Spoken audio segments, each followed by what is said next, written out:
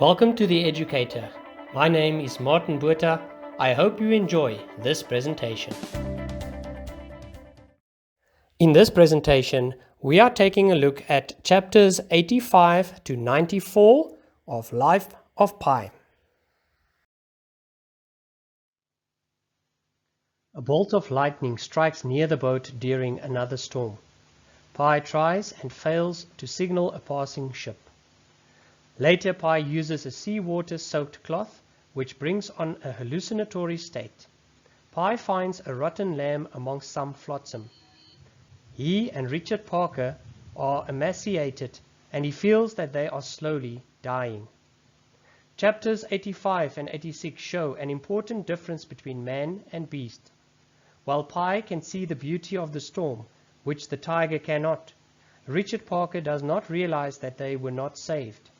For Pi, the storm is a religious experience, and he feels truly happy. He feels a burst of love for the tiger, his companion in his ordeal, which is undercut by Pi's desperate need to escape reality. The lamb could be a religious symbol. After becoming a killer, Pi's innocence as a lamb has become rotten. Pi has reached his lowest point. Up to now, his ability to use words to plan, tell stories, conduct rituals, and praise God has kept his spirit alive. Now that Pi is too weak to catch food, and he and the tiger are starving to death, that ability is gone, symbolizing spiritual death. Richard Parker and Pi go blind.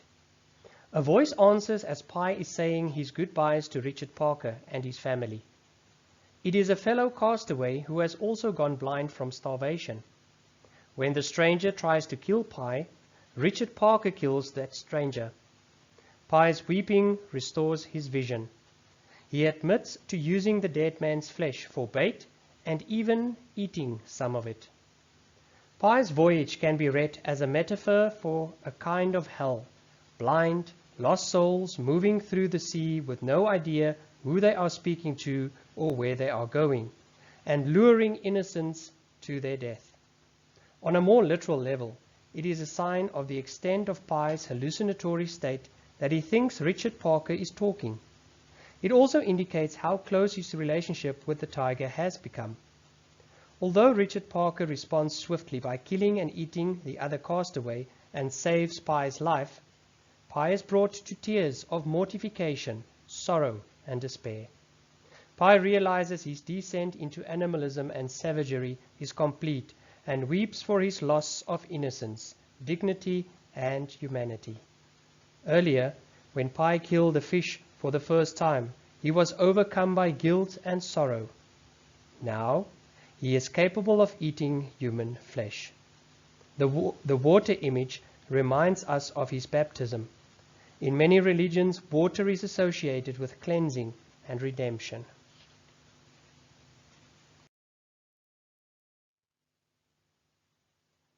The lifeboat washes up on the shore of an island inhabited entirely by meerkats. Richard Parker feeds on the meerkats and Pi on the dead fish in freshwater ponds. When Pi realizes the island is carnivorous, he and Richard Parker leave. Like chapter 90, this chapter contains biblical and other symbols.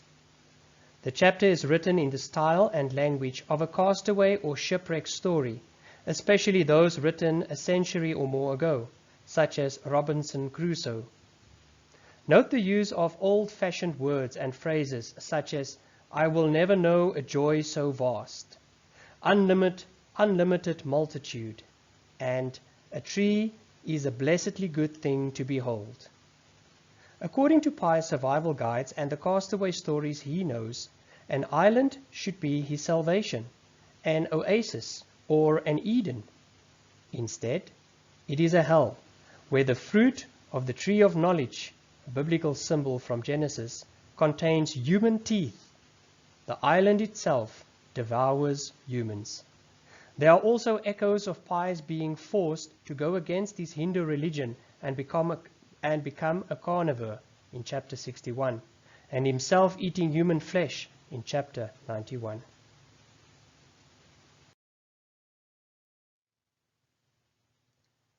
Pi passes over most of the depressing rest of his story before his arrival in Mexico.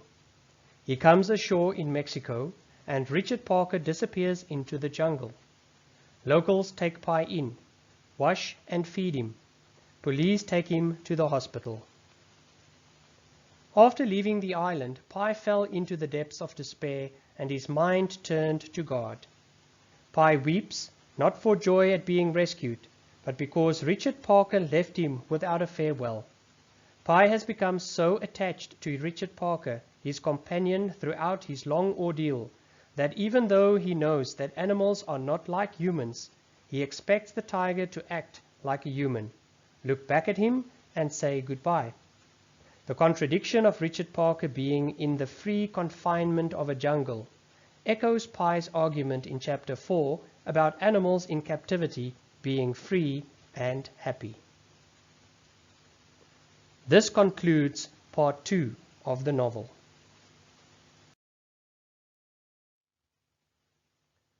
Mr. Okamoto and Mr. Kiba arrive in Tomatlan in Mexico and interview Pi about the sinking of the Tsimtsum. When they challenge Pi about the credibility of his story, Pi offers them a more probable story. The Chinese sailor broke a leg, jumping into the lifeboat. The cook amputates the sailor's leg to use as bait, and then when the sailor dies, butchers and eats him. Pi and his mother are shocked. Later, after a heated argument between the cook and Pi's mother, the cook kills and beheads Pi's mother. The next day, Pi kills the cook.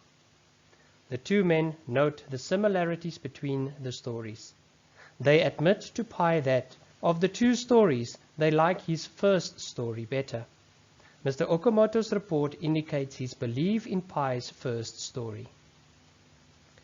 It is possible the reader could see the story about Pi and Richard Parker as hard to believe, but the zoological facts and scientific detail also make it believable.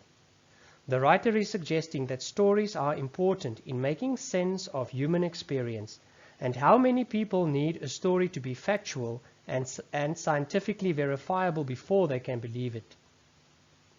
Pi's story is the better story, because it inspires us by showing the will of a person to survive in the face of impossible odds. It is important to note how dry and flat the second story is in comparison with the first, both in terms of the storyline and the writing style. There is no mention of the beauty of nature or of the divine. The language used in the second story is flat and lifeless in comparison to the vibrant images and descriptions of the first. Pi's question to these men sums up the central importance of stories. While we cannot know the ultimate truth of the universe, we can be inspired by choosing the better story. In the last chapter, Mr. Okamoto focuses on the few verifiable facts known about the sinking of the ship and sees the rest as conjecture and unverifiable and speculation. However, Mr. Okamoto suggests to the reader that she or he should believe in Pi's better story. By doing so, one will believe in hope, in the human will to survive, and in God, or in a higher power. It also suggests that life is a story informed and enriched by religious belief. Thank you for watching The Educator. Please remember to subscribe on YouTube for more presentations.